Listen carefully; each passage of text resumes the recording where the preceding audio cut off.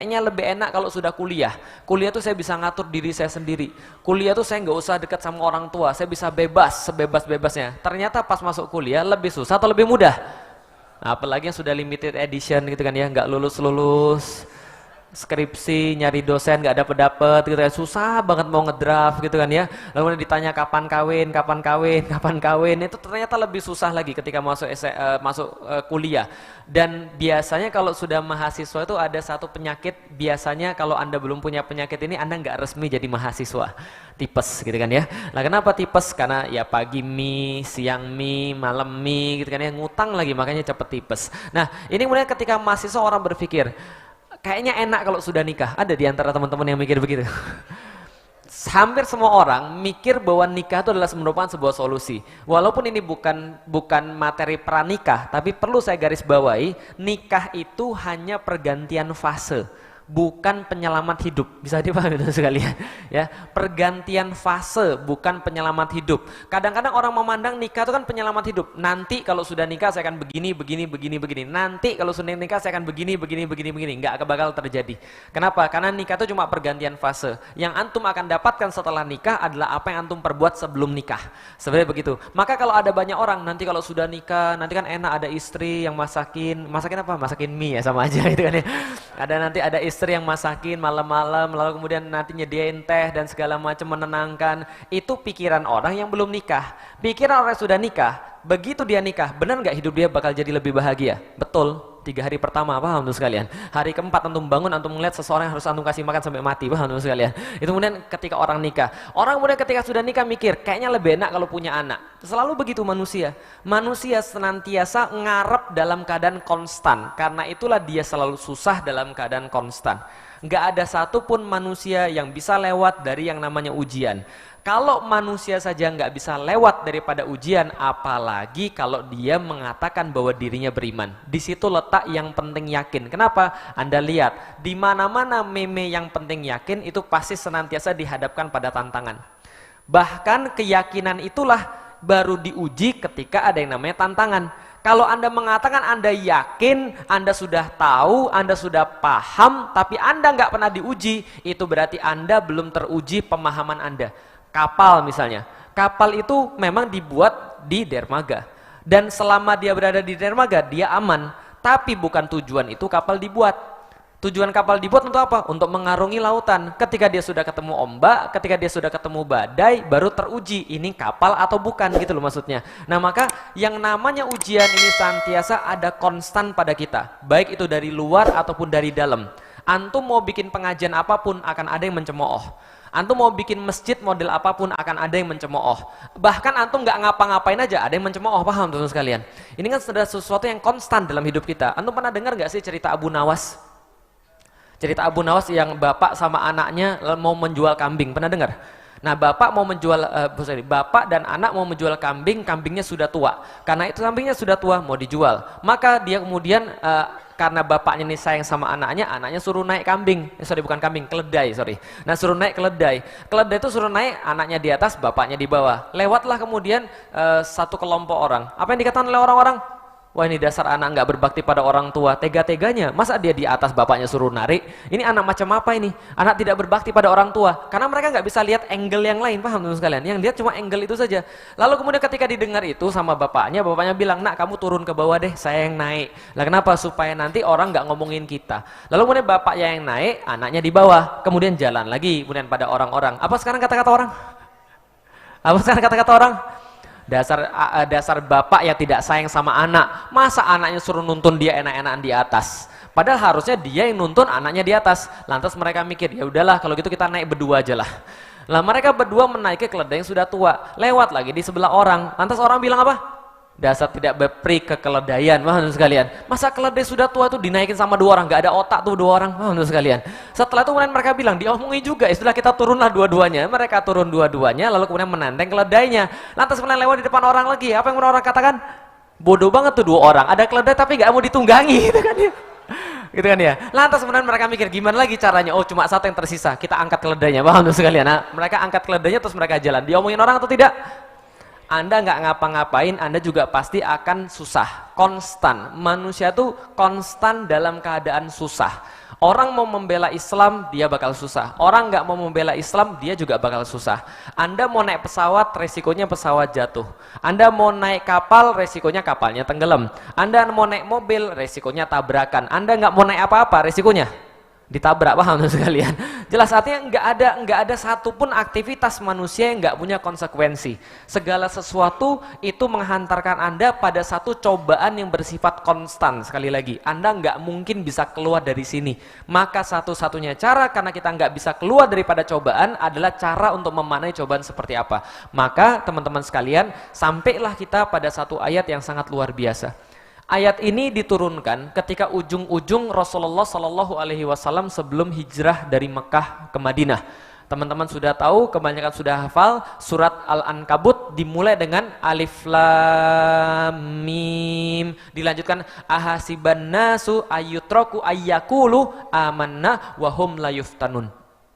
Jadi sama, dalam setiap pengundian ayat-ayat Al-Quran senantiasa menegaskan kepada kita bahwa kalau Anda masih hidup di dunia, Anda akan dicoba secara konstan. Dalam surat Al-Kahfi juga ada linabluwahum ayyuhum ahsanu amala. Allah ciptakan dunia ini dengan berbagai macam perhiasan di dalamnya untuk menguji Anda. Apa ujian yang Allah berikan? Supaya Allah bisa tahu di antara kalian mana yang A, mana yang B, mana yang C, mana yang D, dan seterusnya. Tapi yang namanya ujian pasti ada, apalagi orang-orang yang mengatakan bahwa dirinya adalah beriman. Bagi orang-orang yang mengatakan dirinya beriman, bahkan ujian itu ditingkatkan oleh Allah Subhanahu wa taala. Lihat baik-baik. Ahasiban nas, apakah manusia-manusia itu mengira ahasiban nasu ayyutraku, bahwa mereka dibiarkan oleh Allah, bahwa mereka ditinggalkan oleh Allah, ayyakulu, bahwa mereka mengatakan amanna, bahwa saya beriman kepada Allah, wahum la yuftahunun, tapi mereka tidak diberikan ujian. Susahnya menjelaskan sesuatu dalam bahasa Indonesia adalah bahasa Indonesia itu terbatas. Bahasa Indonesia itu terbatas. Contoh, musibah artinya apa? Musibah ya musibah Ustaz. Oke, musibah itu bahasa Indonesia atau bahasa Arab? Musibah itu dari bahasa Arab, asalnya asobah. Musibah kalau yang Anda tahu artinya adalah apa? Harap bersabar, ini musibah. Ini musibah, sabar ya. Berarti Anda mengartikan musibah sebagai ujian. Contoh lagi misalnya, bala, ada yang tahu bala? Bala, ada orang Sumatera di sini. Ada orang Sumatera yang sering main domino. Ada orang Sumatera saya main domino dulu. Bala 6 gitu kan ya. Lah kalau dapat bala 6 tuh sial banget, paham tuh sekalian. Lah kenapa? Itu ujian yang paling berat ketika main domino adalah mendapatkan bala 6. Susah keluar, paham tuh sekalian. Dan kalau masih tetap didapat itu mati itu pasti sudah. Karena hitungannya banyak gitu kan ya. Hisapnya berat gitu kan ya. Nah, ini adalah bala. Tapi bala diartikan dalam bahasa Indonesia juga sama-sama ujian. Sama kayak kata-kata di sini, yuftanun. Yuftanun asal katanya fatana. Seringkali kita mendengarkan kata-kata fitnah. Antum dapat fitnah, antum difitnah oleh orang, antum kemudian mendapatkan fitnah. Fitnah itu orang-orang Indonesia juga mengartikan sebagai ujian. Maka kalau Anda baca dalam surat Al-Ankabut, diartikan dalam bahasa Indonesia, ahasiban nasu ayyutraku ayyakulu amanna wahum la yuftanun. Anda akan mendapatkan artinya, apakah manusia merasa bahwa dirinya diuji, tapi dia mengatakan dirinya beriman tapi dirinya tidak diuji. Berarti ibtila ujian, musibah ujian, yuftanun ujian. Itulah bahasa Indonesia, sempit. Jadi nggak bisa mengartikan dalam bahasa Arab yang kadang-kadang banyak kata satu arti atau satu kata banyak arti, itu loh maksudnya. Tapi sampai di sini kita oke ya. Berarti yuftanun artinya ujian. Tapi yuftanun itu tidak mesti ujian saja. Bahasa Arab itu satu kata tidak bisa didefinisikan dengan kata yang lain. Tapi kalau kita mau mengartikan bahasa Arab, itu kita harus melihat konteks cerita orang-orang ketika mengartikan kata itu. Contoh misalnya, kata-kata yuftanun, itu kalau Anda buka kamus, itu nanti akan kemudian berasal dari kata fatana. Fatana ini menurut orang-orang Arab seperti proses pengolahan emas. Jadi emas itu kalau pas ditambang, kalau Anda pernah lihat tambang emas, apakah keluarnya langsung emas batangan itu? Enggak, keluarnya seperti apa? Dalam batu. Jadi emas itu adanya di dalam batu, ada juga yang di atas, tapi enggak ada emas murni di tanah, enggak ada. Emas itu pasti punya yang namanya kotoran-kotoran yang melekat. Makanya ada yang namanya refining kan kita ya, refining emas misalnya. Apa maksudnya refining emas? Agar emas itu jadi fine 100% gitu kan ya. Berarti ada proses penghilangan kotoran-kotoran ketika emas itu ditambang. Nah, proses penghilangan kotoran ini namanya fatana.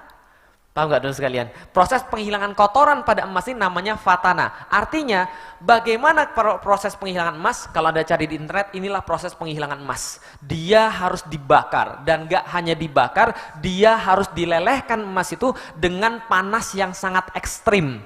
Kalau panasnya nggak ekstrim, maka emas nggak meleleh dan kotoran tetap melekat. Paham nggak gitu maksudnya teman sekalian? Berarti dengan menggunakan kata-kata wahum la yuftanun, Allah ingin menunjukkan pada Anda dan pada Rasulullah serta para sahabat ketika pada saat itu ayat ini diturunkan, jangan lupa adalah menjelang beliau mau hijrah. Allah ingin katakan pada para sahabat, hati-hati, sebentar lagi sebelum kamu hijrah ini akan ada peningkatan panas secara ekstrim. Akan ada kemudian hal-hal yang datang pada Anda menyakitkan Anda, bukan hanya menyakitkan non fisik tapi menyakitkan fisik, dan ini akan secara ekstrim. Tapi hanya dengan itu Allah bisa membersihkan hal-hal yang kotor pada diri Anda. Hanya dengan itu Allah bisa mengeluarkan kotoran-kotoran dari dalam diri Anda. Allah menggunakan kata yuftanun, bukan yubtalaun, bukan. Bahwa mereka tidak diuji seperti ibtila. Sedangkan ketika Allah mengatakan wala nabluwannakum bisyai'im minal khauf wal ju' wan naqsim minal amwali wal anfusi was samarat, dan kemudian Allah katakan akan diuji setiap manusia. Saya sulit ngomongnya. Ini uji lagi. Tapi ingat ya, ini kata-kata wala nabluwannakum asal katanya bala yang tadi saya bilang. Yang mana Ustadz? Yang domino tadi ya. Domino ingat itu kan, balaknya nggak ingat, itu bahaya.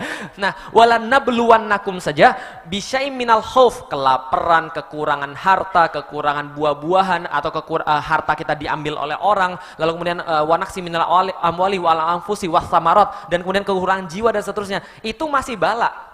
Itu masih bala. Anda jadi miskin, Anda jadi sedih, Anda jadi galau, itu masih bala. Belum yuftanun, bukan fatana. Paham ya? Jadi dengan menggunakan kata-kata fatana saja, Allah sudah menyiapkan pada Anda, kalau Anda berani ngomong Anda beriman. Kalau Anda mengatakan bahwa diri Anda beriman, berarti Anda sudah harus siap, wahum la yuftanun. Pasti akan ada fitnah yang datang pada Anda. Tapi Allah tidak memberikan fitnah itu karena Allah benci Anda, tidak. Allah tidak memberikan fitnah itu karena Allah nggak suka sama Anda. Karena beberapa orang mengembangkan metode berpikir seperti yang bukan Islam. Dulu ketika saya masih bukan Islam, seolah-olah begini, kalau kita tuh dapat kaya, berarti Tuhan sayang sama kita. Kalau kita tuh dapat istri yang baik, istri yang cantik, istri yang seksi, oh Tuhan sangat favorit pada kamu. Begitu kemudian kita sakit, lalu kemudian dikatakan, itu Tuhan lagi murka kepada kamu. Wah, menurut sekalian, dalam Islam tidak begitu. Buktinya contoh misalnya, dalam surat Al-Fajri, Allah katakan misalnya, wa ammal insanu idza mabtalahu rabbuhu fa akramahu wa na'amahu fayaqulu rabbi akraman wa idza mabtalahu faqaddara alaihi rizqah. Allah katakan Allah kasih bala itu bisa jadi dua, bisa jadi kemudian kaya, bisa jadi kemudian miskin. Berarti kaya itu adalah bala, miskin juga adalah bala. Nah, artinya ketika Allah mengatakan Anda akan diuji dengan sangat berat sekali, bukan berarti Allah nggak sayang sama antum, tapi justru Allah sayang sama antum. Makanya pengen antum tuh murni 100% ketika menghadap pada Allah Subhanahu wa taala. Maka dikasih yang namanya yuftanun. Dengan kata-kata itu seolah-olah Allah ingin katakan Anda itu semuanya emas. Anda itu semuanya emas, makanya diuji. Ada nggak pernah orang ditanya, Mas lagi ngapain Mas? Refining emas. Widih, luar biasa Mas, keren banget. Gimana cara refining emas Mas? Gini caranya, kamu harus bakar, kamu harus kemudian begini, sehingga muncul emas murni. Nanti dijual berapa Mas emas murni? Segramnya 550.000 bro. Keren banget. Ada nggak orang pernah, ngapain kamu? Saya lagi refining batu kali. Paham sekalian? Nggak ada. Allah itu memberikan ujian, memberikan fatana, ujian yang sangat berat, itu hanya bagi orang-orang yang dianggap emas. Tapi kalau Anda bukan emas, Anda nggak akan dikasih kemudian ujian. Bisa difahami sampai di sini dulu sekalian. Jadi konsep bahwa manusia senantiasa berada dalam ujian. Apalagi ketika ada orang mengatakan bahwa saya beriman pada Allah, maka mereka lebih diuji oleh Allah, diberikan ujian yang berlipat-lipat oleh Allah, bahkan panas yang sangat ekstrim sampai mereka bisa meleleh. Itu adalah konsep bahwa Anda tuh berharga. Lantas kemudian Allah menyampaikan dalam ayat yang berikutnya, walaqad fatannal ladzina min qablihim. Dan Anda jangan heran, ketika Anda itu diuji oleh Allah, Anda jangan heran. Kenapa? Anda bukan yang pertama. Anda tuh nggak spesial. Anda spesial bahwa Anda emas, iya. Tapi orang-orang berlalu di sebelum Anda itu juga spesial juga. Dan Anda sama kayak mereka. Rasul aja diuji, Musa aja diuji, Isa aja diuji, kenapa Anda tidak? bahwasanya Rasulullah Shallallahu Alaihi Wasallam adalah orang yang paling mulia dan beliau diuji oleh Allah dengan ujian yang sangat berat. Bahkan Rasulullah berkata, di antara para nabi dan di antara para manusia tidak ada satupun orang yang diuji melebihi saya. Apa salah satunya? Rasul berkata, kalau Anda pernah merasakan meriang, di mana seluruh kemudian sendi-sendi Anda tuh rasanya sakit semua, pernah nggak ngerasa begitu? Rasanya wudu males banget rasanya. Karena gerak aja susah. Meriang itu sendi-sendi kan sakit semua. Sendi-sendi sakit semua, pala berat, mata berat dan segala macam. Nah, Rasul katakan bahwa sakitnya beliau itu berkali-kali lipat kita. Jadi ketika beliau meriang itu, rasa sakitnya berkali-kali lipat manusia biasa. Dan beliau itu menghadapi banyak sekali ujian-ujian yang nggak dihadapi oleh manusia sebelumnya. Maka ketika Rasul pun diuji, kita pun diuji. Kenapa? Karena ketika kita diuji, kita cuma melaksanakan sunnatullah. Bahwa Allah ingin membersihkan kita, Allah ingin meningkatkan derajat kita. Kalau awalnya emas itu masih kemudian banyak kotoran, dia dijual murah, maka setelah dibersihkan dengan fitnah-fitnah itu, maka dia muncul sebagai emas murni yang Allah akan banggakan pada banyak penduduk surga. Supaya apa? Fala ya'lamannallah, supaya Allah tahu. Nah, oke, ini lihat dulu, fala ya'lamannallah itu bukan berarti Allah tidak tahu sebelumnya. Tapi ketika Allah mengatakan supaya Allah mengetahui dengan kata-kata itu adalah supaya Allah memperlihatkan kepada Anda semua. Bisa dipahami ya? Karena Allah pasti maha tahu. Yang nggak tahu siapa? Yang nggak tahu kita. Makanya yang dimaksud dengan fala ya'lamannallahu alladzina shadaqu, siapa yang kemudian yang benar, siapa yang kemudian tetap beriman kepada Allah, artinya adalah siapa yang muncul nanti diketahui oleh manusia. Karena Allah nggak perlu itu semua, karena Allah sudah tahu. Allah kan al-muhit, Allah kan yang maha meliputi. Maka manusia yang perlu tahu siapa yang benar-benar beriman dan siapa yang tidak. Wa ya'lamannal kadzibin, dan mengetahui siapa yang mendustai Allah. Artinya apa? Jadi gini ceritanya sekalian. Kita bicara tentang visi teman-teman sekalian. Ini penting banget. Kata-kata yang penting yakin itu tergantung pada visi Anda. Ketika Allah Subhanahu wa Ta'ala, ketika menjumpai kemudian manusia-manusia yang mengatakan dirinya beriman, tadi sudah saya katakan dari awal, Allah akan memberikan apa? Ujian yang sangat berat, sebuah panas yang sangat ekstrim, sehingga dia itu kemudian berteriak, sehingga dia itu kemudian merasa sangat tidak nyaman. Tapi tujuannya untuk apa? Untuk membersihkan perkara-perkara yang nggak perlu pada diri Anda dan menjadikan Anda emas 100%. Karena kata-kata fatana itu daripada pemurnian emas, gitu kan ya. Lah, untuk apa kemudian pemurnian emas? Supaya Allah mengetahui, memisahkan yang mana yang kotoran, yang mana yang emas. Dalam bahasa ini fala ya'manallah alladzina shadaqu, supaya kemudian kita diketahui oleh Allah yang mana yang emas shadaqu dan yang mana yang kadzibin dan yang mana yang mendustai Allah. Dan itu semua tergantung daripada visi. Orang yang punya visi akan bertindak sesuai dengan visinya. Dan saya kasih tahu, visi itu minimal ada 3. 1, visinya orang biasa. Itu visinya orang biasa. 2, visinya pengusaha. 3, visinya ahli surga. Yang nomor 1 apa? Yang kedua apa? Yang ketiga apa? Ahli surga. Lihat, visi orang biasa itu dia hanya bisa meyakini apa di depan mata dia. Jadi antum jangan tanya dengan segala sesuatu yang nggak di depan mata dia nggak bakal tahu. Contoh misalnya, ini apa? Meja. Ini apa? Kursi. Itu apa? Layar. Ini apa? Masjid. Dia cuma melihat apa yang dia tahu saja. Ini visi orang biasa. Beda dengan visi pengusaha. Kalau orang biasa lihat pakai mata, pengusaha lihat pakai akal. Pengusaha lihat pakai apa? Akal. Maka pengusaha nggak pernah lihat pakai mata. Kalau pengusaha lihat pakai mata, dia nggak bakal mau berinvestasi. Ini kalau teman-teman yang mau jadi pengusaha, jangan lihat pakai mata. Kalau Anda sudah lihat pakai mata, Anda telat. Orang jualan duren, Anda jualan duren. Orang jualan HP, Anda jualan HP. Orang jualan apa yang kemarin yang laku, cappuccino cincau, Anda jualan cappuccino cincau. Orang jualan tahu bulat, Anda jualan tahu bulat. Itu bukan pengusaha, itu namanya ikut-ikutan. Paham teman-teman sekalian? Pengusaha itu melihat sesuatu yang belum ada dengan akalnya, maka dia mau berinvestasi. Oh, kira-kira yang laku ke depan ini, maka saya akan investasi di sini. Nanti ketika tiba masanya, maka saya akan meraup hasilnya. Kan gitu. Contoh misalnya, zaman dulu belum ada trading online, maka orang berinvestasi buat kemudian sistemnya, buat kemudian caranya. Sekarang sudah zamannya online, dia tinggal meraup keuntungan. Anda baru mau jualan online sekarang, telat. Anda harus mikir kira-kira apa yang terjadi ke depan. Gimana caranya melihat terjadi ke depan seperti apa? Makanya pengusaha itu banyak jalan-jalan. Karena ketika dia jalan-jalan mengumpulkan referensi diolah dalam otaknya, dalam kepalanya, maka dia melihat dengan kepalanya, dia melihat dengan akalnya. Ini pengusaha, visi pengusaha. Ada visi yang ketiga. visinya ahli surga. Ahli surga itu nggak berhenti hanya lihat pakai mata, nggak berhenti hanya lihat pakai akal, tapi dia ngelihat pakai iman. Itu gimana ceritanya, Sat? Oke, gini, coba lihat. Suatu waktu bayangkan anda ini di Arab ya, di Arab suatu waktu bangun pagi-pagi di Arab, waktu itu sekitar tahun 700-an kurang lah, 600-an sekian. Ya, 600-an sekian, abad ke-7, Anda bangun pagi tiba-tiba ada orang ngomong begini, bro, gua kemarin ngeliat, Masya Allah keren banget. Tiba-tiba malam hari, saya itu kemudian dibuka jantungnya, dikeluarin, kemudian dicuci pakai air zam-zam. Kemudian dimasukin lagi, lalu kemudian seolah-olah nggak ada luka sama sekali. Lalu kemudian saya jalan, ketemu satu binatang, lebih besar daripada keledai, lebih kecil daripada kuda, punya 2 sayap, indah banget. Terus kemudian saya naik, tiba-tiba 1 kepak, 2 kepak, saya melihat Masjidil Aqsa. Lalu kemudian dari Masjidil Aqsa saya naik ke Sidratul Muntaha, berjumpa dengan Allah. Lalu kemudian begini, dan sampai lagi ke Mekah dalam waktu 1 malam. Kira-kira gimana orang waktu itu? Kira-kira orang ngomong apa? Sebentar.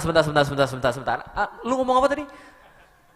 Masjidil Aqsa. Oke, baik. Oke, nggak usah ke Sidratul Muntahanya dulu ya. Masjidil Aqsa yang bisa masih dipikirin pakai akal. Kalau yang tipe pertama nggak akan mungkin lah. Kenapa? Dia cuma lihat pakai mata, paham sekalian. Ini tipe-tipe pengusaha, tipe-tipe Quraisy, pengusaha sukses luar biasa. Sebentar. Apa tadi? Masjidil Aqsa. Buka Google, klik Masjidil Aqsa direction Masjidil Haram, paham teman sekalian. Dapat 1123 km. Lalu kemudian dikalkulasi, oke, kuda paling cepat pada zaman itu 120 km itu 1 hari, itu non-stop, 24 jam lari, 120 km 1 hari. Sebentar, 1123 bagi 120 km, gak mungkin, ini berbulan-bulan, gila kamu ya, paham teman sekalian. Itu orang cuma lihat pakai akal. Tapi begitu kemudian ini dikonfrontasi, jadi berita ini benar-benar disebar, benar-benar diviralkan sama orang-orang kafir Quraisy. Lah kenapa? Mereka menganggap berita ini adalah sebuah cara untuk menghancurkan kaum muslimin. Mereka sebarin ke semuanya dan benar banyak yang murtad. Banyak yang meragukan Rasulullah Shallallahu Alaihi Wasallam dan visi yang dia punya. Kemudian begitu kemudian berita ini dibawa pada Abu Bakar As-Siddiq, kemudian dikatakan pada Abu Bakar, kamu tahu nggak? Saya punya cerita bagus. Cerita apa? Abu Bakar baru pulang dari luar kota. Kemudian dibilangin, masa Muhammad itu, nabimu itu yang kamu junjung tinggi itu, bilangnya begini, coba diceritain semua pada Abu Bakar. Begitu ceritanya selesai, Abu Bakar dengan muka datarnya kemudian berkata, cuma gitu aja yang kamu ceritain. Lalu orang kafir Quraisy kemudian bingung, maksudmu gimana? Ini kan ceritanya dulu ajaib luar biasa. Dia bilang cuma gitu aja. Iya. Lalu kan Abu Bakar mengajarkan kepada kita, ini yang disebut dengan visi iman. Apa visi iman? Abu Bakar berkata, kalaupun Muhammad berbicara lebih daripada itu, niscaya aku tetap percaya. Kenapa? Karena keluarnya dari lisan Muhammad Sallallahu Alaihi Wasallam. Mengapa? Dari situ kita muncul, kalau Anda bicara tentang ilmu, Anda jangan lihat siapa yang menyampaikan. Ungzur ma qala, lihat apa yang dibicarakan oleh dia, wala tangdur ma man qila, dan jangan Anda melihat siapa yang kemudian dibicarakan atau siapa yang berbicara. Wala tangzur man qala, jangan lihat siapa yang berbicara, tapi lihat apa yang dibicarakan. Artinya adalah apa? Kalau misalnya pun dia seorang anak kecil, kalaupun dia bukan orang pesantren, kalaupun dia adalah orang yang tatonya banyak tapi ngomongannya Al-Qur'an, dengerin kalau ilmu. Tapi kalau soalan iman, Anda harus benar-benar ngelihat siapa yang berbicara. Jadi paham sekalian. Kalau soalan iman, kebalik. Ungzur man qala, lihat siapa yang berbicara. Wala tangzur ma qila, jangan lihat apa yang dibicarakan oleh dia. Kalau yang bicara adalah Rasulullah Sallallahu Alaihi Wasallam, hatta itu sesuatu yang nggak mungkin kita percaya dengan akal kita, tapi kita harus percaya. Kenapa? Karena yang ngomong adalah Rasulullah Muhammad Sallallahu Alaihi Wasallam, dan Rasul tidak mungkin bohong. Kalau Rasul tidak mungkin bohong, berarti itu pasti terjadi. Ini visi yang namanya visi akhirat, visi iman.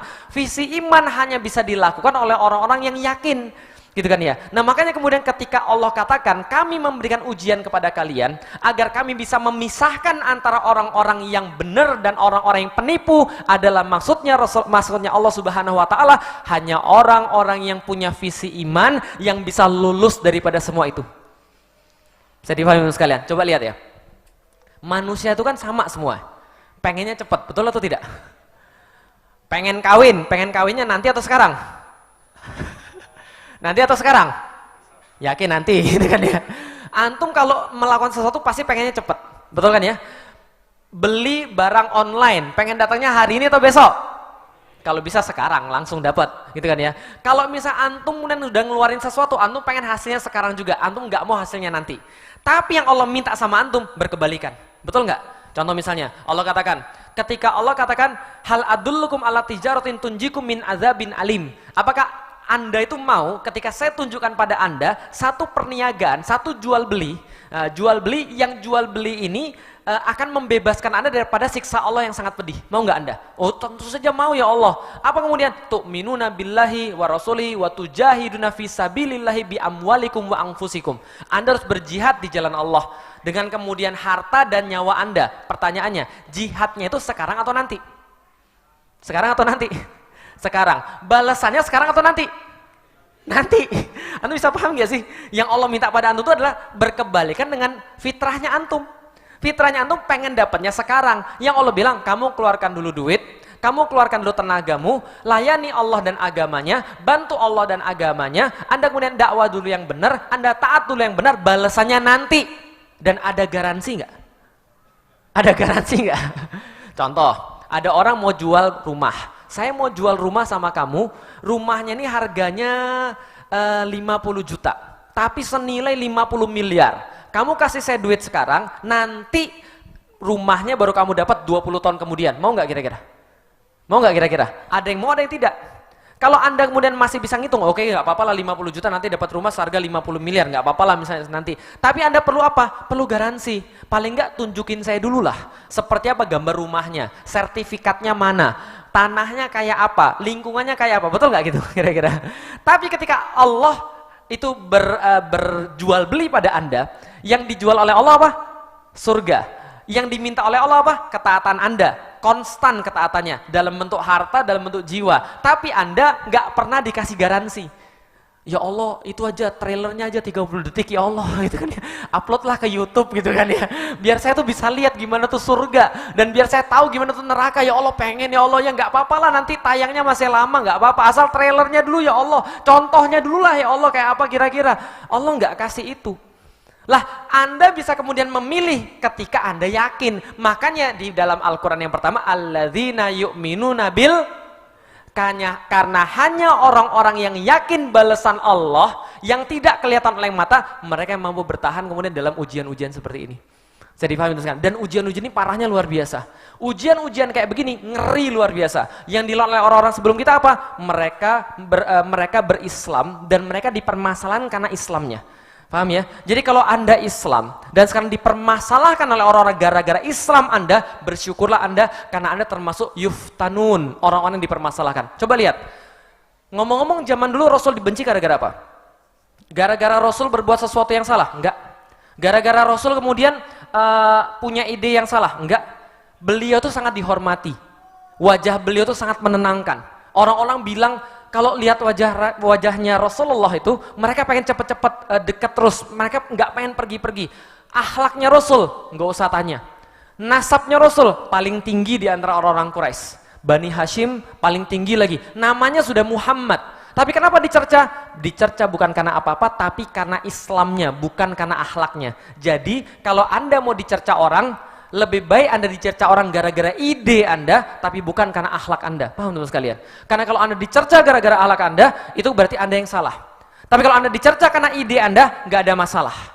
Lah kenapa bisa gitu? Karena Rasulullah juga begitu. Orang yang paling mulia mendapatkan sehina-hinanya julukan. Orang yang paling tinggi nasabnya direndahkan oleh orang yang paling rendah nasabnya di antara orang-orang Arab. Rasulullah doang yang menghadapi itu. Kenapa? Karena beliau memegang Islam. Jadi kalau Anda memegang Islam, Anda pasti akan menghadapi yang sudah diuji seperti orang-orang yang lalu, supaya terpisah kotoran-kotoran dari Anda, dan yang tinggal kebaikan-kebaikan. Sampai di sini paham teman sekalian?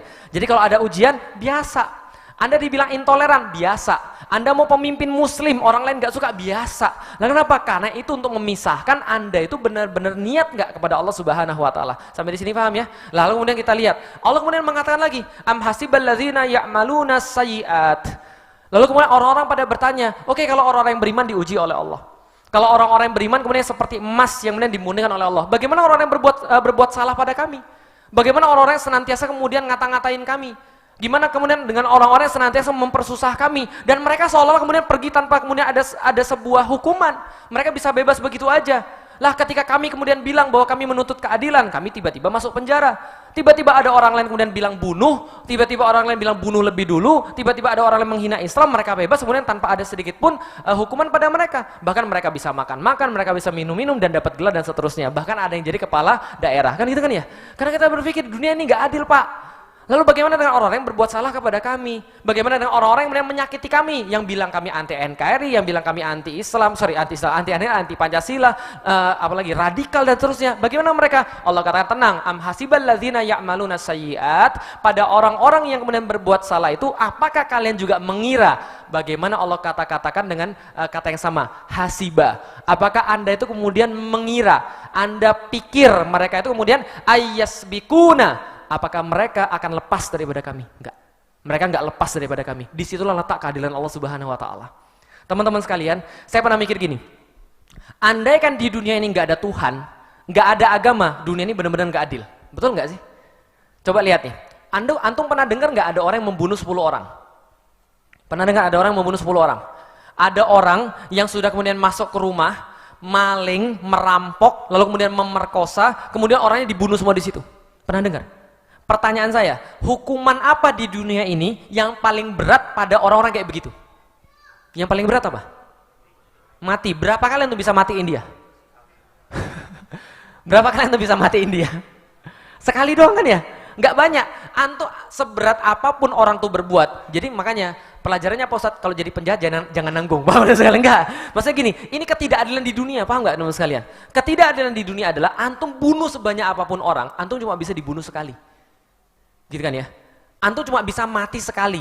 Artinya kalau kita pakai neraca keadilannya manusia, kalau bunuh 10 kali harusnya dia dibunuh berapa kali? 10 kali, tapi mungkin nggak bunuh dia 10 kali. Enggak, cuma sekali dibunuh dia sudah mati, selesai. Padahal masih ada 9 orang yang ngantri kemudian keadilan. Gitu kan ya? Yang satu mati, bagus, saya sudah puas karena dia sudah membunuh anak saya. Yang 9 itu dapat apa teman sekalian? Nah ini kan keadilan versi manusia.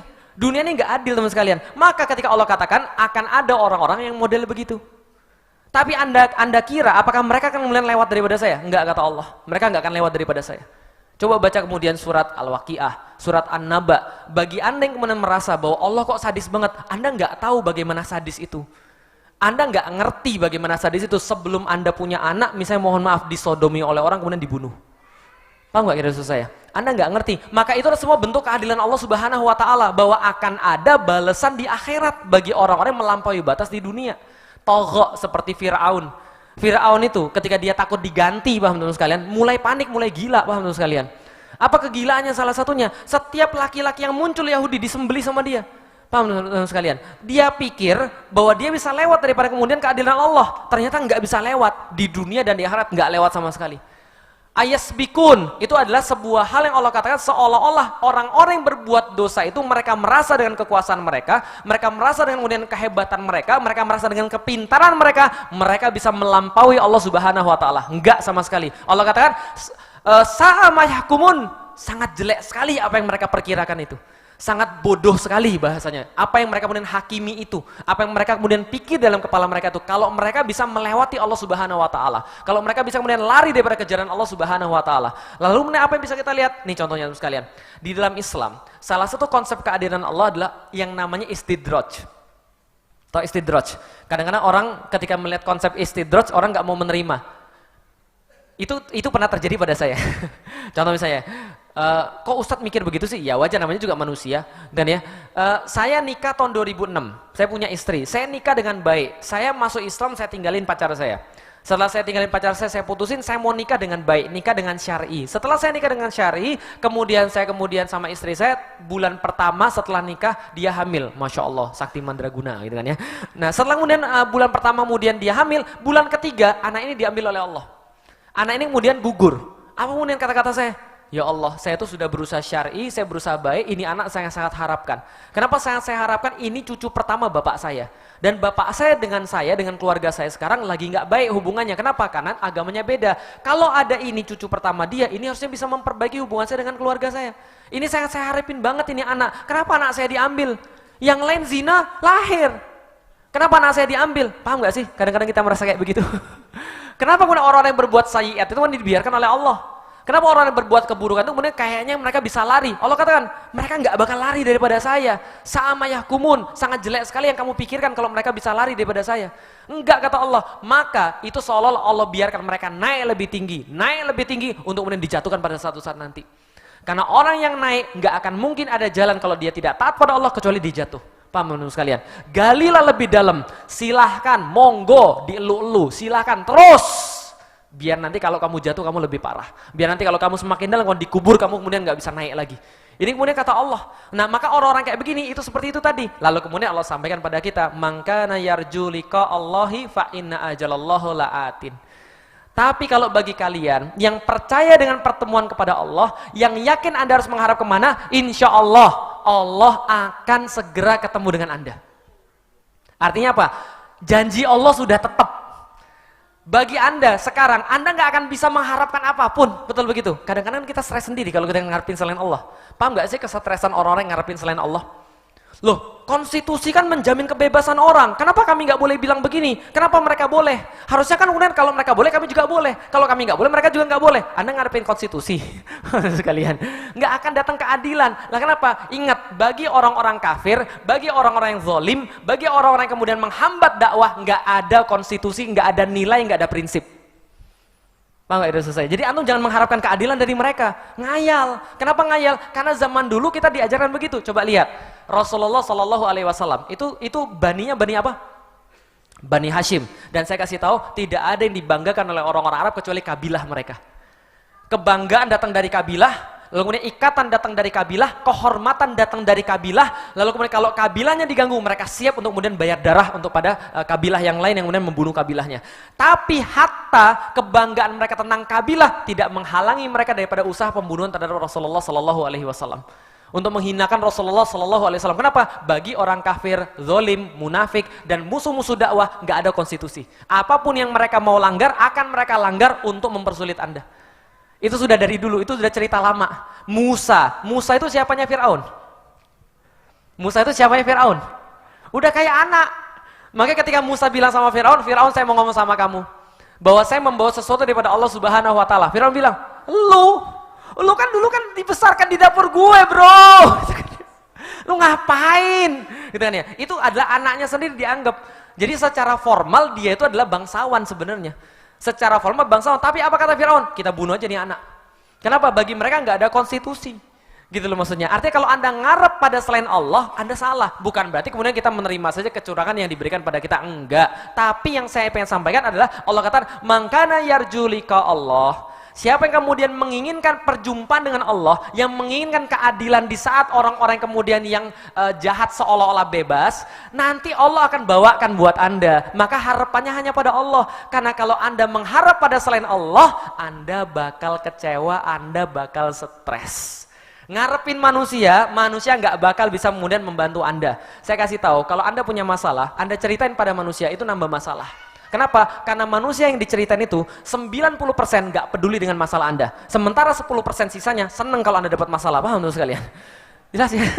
Tapi kalau Anda mengharapkan hanya Allah Subhanahu Wa Ta'ala, Anda akan tenang. Kenapa? Allah sampaikan, wa huwas samiul alim. Allah melihat semuanya, Allah dengar semuanya. Dan kenapa Allah katakan wa huwas samiul alim? Kenapa kemudian harus diulang-ulang? Allah melihat, artinya Allah tahu setiap apa yang Anda kemudian kerjakan. Allah tahu setiap apa yang Anda maksudkan. Dan Allah Maha mendengar. Kenapa? Karena orang mendengar harus lebih dekat daripada orang melihat.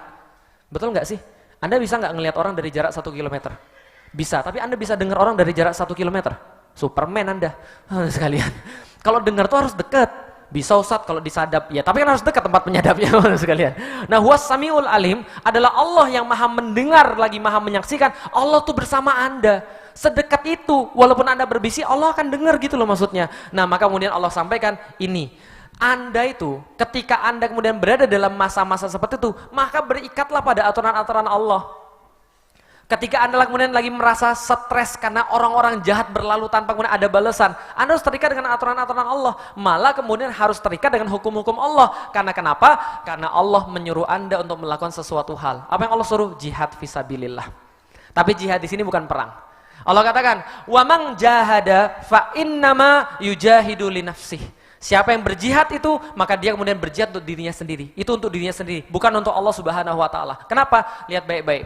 Ketika Anda dalam kondisi di mana Anda diuji oleh Allah, lalu Anda kemudian dipastikan Anda cuma tertinggal yang baik dan yang jelek-jelek sudah pergi. Anda menyaksikan orang-orang senantiasa memberikan ujian-ujian tambahan bagi Anda dan mereka berlalu tanpa adanya satu hukum, kelihatannya begitu. Maka kemudian Allah katakan, tenang saja, kita akan segera bertemu, Anda punya saya. Setelah Allah suruh apa? Sekarang berjihadlah, jangan diem. Maka berdirilah dan berucaplah secara lantang dengan Islam. Dalam masa-masa ketika Islam itu kemudian diberikan sebuah tekanan, distigmatisasi negatif, dimonsterisasi negatif, maka di saat itulah Anda jangan diem, malah harus ngomong. Itu kata Allah. Ketika Anda lagi diuji oleh Allah Subhanahu wa taala dan diuji oleh manusia, oleh orang-orang yang jahat, maka berdirilah dan lantangkan Islam, jangan berhenti. Kalau Anda berhenti, justru di situ letak kesalahan Anda dan kekalahan Anda. Bisa difahami teman-teman sekalian. Maka Allah suruh kemudian untuk malamunan bangkit dan untuk berkata dengan sesuatu yang baik. Ini yang dilakukan sekali lagi. Ayat ini turun kapan? Menjelang hijrahnya Rasul dari Makkah ke Madinah, dan itulah yang dilakukan oleh para sahabat Rasulullah Sallallahu Alaihi Wasallam. Mereka kemudian memperbanyak kemudian jihad dalam bentuk kemudian beribadah pada Allah. Mereka makin dekat dengan Allah. Mereka makin memperbanyak sholat mereka. Turun kemudian perintah Isra Mi'raj untuk sholat. Mereka semakin memperbanyak kemudian segala sesuatu yang mereka lakukan seperti ibadah-ibadah mahdoh, ibadah-ibadah ritual dan seterusnya. Kenapa? Mempersiapkan diri untuk kemudian dimenangkan oleh Allah Subhanahu Wa Taala. Ini sekarang. Nah, ujung-ujungnya apa? Ini yang namanya yang penting yakin itu. Lantangkan apa yang harus dilantangkan. Yang penting yakin. Lihat teman-teman sekalian, ini terakhir sebelum kita nanti tanya jawab, karena panitia berpesan agak banyak waktu untuk tanya jawab insya Allah. Ini waktunya 30 menit aja gitu kan ya. Baik, Nabi Ibrahim, beliau kemudian bersama dengan istrinya Hajar membawa anaknya masuk ke padang pasir. Coba bayangkan, ketika ditinggal oleh kemudian Nabi Ibrahim, saya singkat saja, kira-kira Hajar pusing atau tidak? Hajar pusing atau tidak? Enggak Ustadz. Hajar tuh masih manusia, pusing juga sekalian. Maka dia panggil suaminya, Ibrahim mau kemana? Ibrahim mau kemana? Nggak dijawab 2 kali, ditanya, Ibrahim ini perintah Allah atau bukan? Jawabannya, iya ini perintah Allah. Begitu dengar kata Allah, langsung kebayang 5 ayat yang tadi. Begitu dengar kata Allah, oke, Ibrahim pergilah, Allah bersama kami dan Allah tidak akan pernah menelantarkan hamba-hambanya. Apa ini kuncinya? Sing penting yakin. Ketika dia ngomong begitu, dia kebayang nggak akan kemudian sa'i 7 kali bolak-balik, muncul air Zam-Zam, kemudian muncul peradaban di sana, bahwa Nabi Ismail akan kemudian menjaga Ka'bah, lalu kemudian muncul Nabi Muhammad dari sana, akan kepikiran atau tidak? Enggak. Yang penting dia lakukan dulu apa yang Allah kemudian perintahkan, sing penting yakin, Allah akan mudahkan. Berikutnya, saya sedikit kemudian persingkat. Lihat nih, ketika Maryam berada di sebuah pohon kurma, di sebuah perkebunan kurma, lagi hamil, apa yang dia katakan? Dia katakan, ya Allah lebih baik kami mati saja. Ya laita mittu qabla hadza wa kuntu nasyam mangsiya. Kami lebih baik mati dan dilupakan. Sakit banget ya Allah. Enggak ada keluarga sama sekali di sini. Ini saya mau mengeluarkan anak saya ini. Sakit banget ya Allah, lebih baik mati saja saya ya Allah. Apa kata Allah? Sudah tenang saja. Wa huzi ilaiki bijithin nakhlah. Coba goyang pohon kurma itu. Tuh sakit alaiki rutoban janiyah. Nanti akan Anda munculkan kemudian kurma-kurma yang masak. Ada enggak kemudian Maryam bilang? Enggak masuk akal ini ya Allah. Logika dong. Gimana ibu-ibu hamil suruh goyang pohon kurma, antum aja nggak bisa? Tahu nggak? Antum pernah lihat kurma nggak? Belum pernah. Goyang pohon itu aja tuh, pohon kelapa di depan itu. Kalau bisa goyang hebat antum. Itu suruh goyang pohon kurma masak, itu nggak masuk akal. Tapi yang penting yakin. Yang penting yakin, goyang aja dulu. Saya sudah bahas tadi semuanya, apa yang melandasi orang itu ketika bisa yakin dengan Allah. Ketika dia beriman pada hari akhir dan dia yakin Allah sudah punya rencana dengan semua itu, dia goyang. Apalagi bisa kita lihat ketika kemudian Musa membawa kemudian orang-orang Bani Israel pada waktu kemudian malam hari, pagi harinya sudah terdesak, depannya laut, belakangnya tentara. Apa kata orang-orang Yahudi? Masih sempat-sempatnya ngece, paham teman sekalian? Sudah dibantu, keluar ngece lagi, Musa bohong, nipu lu Musa, parah nih, gimana ceritanya ini? Lalu Musa bilang, sudah tenang saja, Allah bersama saya, kalla inna ma'iya rabbi sayahdin. Apa yang Allah katakan? Musa pukul kemudian dengan tongkat. Musa kemudian bilang, ini gue lagi masalah besar ini, jangan main-main. Apa Musa bilang begitu? Enggak, Musa tinggal kemudian memukulkan tongkatnya, maka kemudian Allah katakan terbelahlah lautan. Ketika Musa mukul tongkatnya, apakah dia tahu akan terbelahnya lautan? Enggak, tadinya mukul tongkatnya terus berubah jadi ular, kan gitu kan ya? Mungkin kalau dia mulai secara logika berarti berubah jadi ular, terus ularnya jadi gede ya, begitu kan ya? Kayak Orochimaru gitu kan ya, misalnya. Dia nggak mikir kayak begitu, gitu maksudnya. Dia mikirnya adalah tinggal Allah sampaikan apa, laksanakan. Karena Allah itu maha merencanakan. Maka kemudian ketika dia sudah kemudian pukulkan tongkatnya, terbelah lautan. Paham? Kira-kira selesai. Yang penting yakin. Oke, kalau gitu, apa yang kita dapat kalau seandainya kita sudah yakin sama Allah? Ma asoba mim musibatin illa biiznillah. Sesungguhnya apapun yang Anda dapat daripada musibah, cobaan-cobaan konsan yang senantiasa menimpa Anda, apalagi sekarang, itu semua dari siapa? Itu semua atas izin Allah Subhanahu wa taala. Yang berikutnya yang sangat bagus.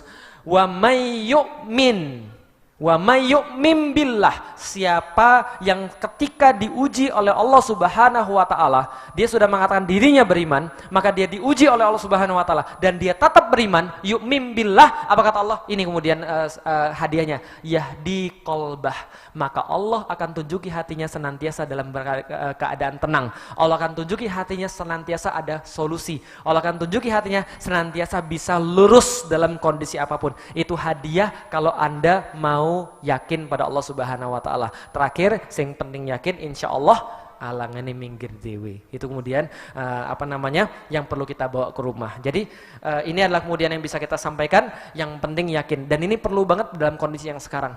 Sekarang tuh Islam lagi disudut-sudutkan. Islam tuh lagi dibully. Lagi diolok-olok. Anda mencoba berpegang pada Islam, Anda pasti kena bully. Nggak hanya dari lawan, dari teman sendiri juga iya. Pasti akan kena bully Anda. Nah, disinilah kemudian pentingnya teman-teman sekalian, supaya kita yakin. Contoh misalnya, baru-baru ini kata kafir dipermasalahkan. Kenapa? Gara-gara nggak yakin tadi. Islam tuh seolah-olah dijadikan, ini gara-gara Islam yang mengajarkan kata kafir, maka warga negara terpecah belah. Dari dulu juga sama, nggak ada masalah. Oh itu bukan Ustadz, pembahasannya bukan begitu. Pembahasannya adalah Islam itu Indonesia bukan negara Islam. Karena Indonesia bukan negara Islam, maka tidak memenuhi salah satu daripada warga negara di dalam Islam. Kafir harbi, kafir musta'min, dan kafir zimmi. Karena itu kita pakai muwatinun, warga negara. Bro, itu ayat surat Al-Kafirun turun seketika Islam belum hijrah ke Madinah. Paham, sudah selesai. Itu sudah dikatakan al-kafirun, kul ya ayyuhal kafirun. Masalahnya kalau pakai muwatinun, warga negara, mereka sama kayak kita enggak? Kita juga bisa dipanggil muwatinun. Nah, ini adalah orang-orang yang enggak pede dengan Islamnya sendiri, paham teman sekalian? Padahal kalau ketika Islam lagi dibully kayak sekarang, Islam itu adalah yang menyebabkan adanya kekerasan. Islam itu yang menyebabkan adanya kemudian kericuhan satu sama lain. Islam itu yang buat jadi begini, Islam itu yang buat jadi begitu. Anda justru harus kemudian stand up dan speak up bahwa inilah Islam yang kami yakini dan kami tidak punya penyelamat kecuali Al-Qur'an. Harus yakin dan menyampaikan dengan benar, bukan malah diem lalu kayaknya iya juga sih. Saya juga dari dulu juga nggak yakin sama Al-Quran tuh apa. Jadi Anda malah mengikuti orang lain gitu, kira-kira begitu. Nah, ini adalah sesuatu yang mungkin saya pikir bermanfaat, mungkin mudah-mudahan kalau ada pertanyaan dipersilahkan.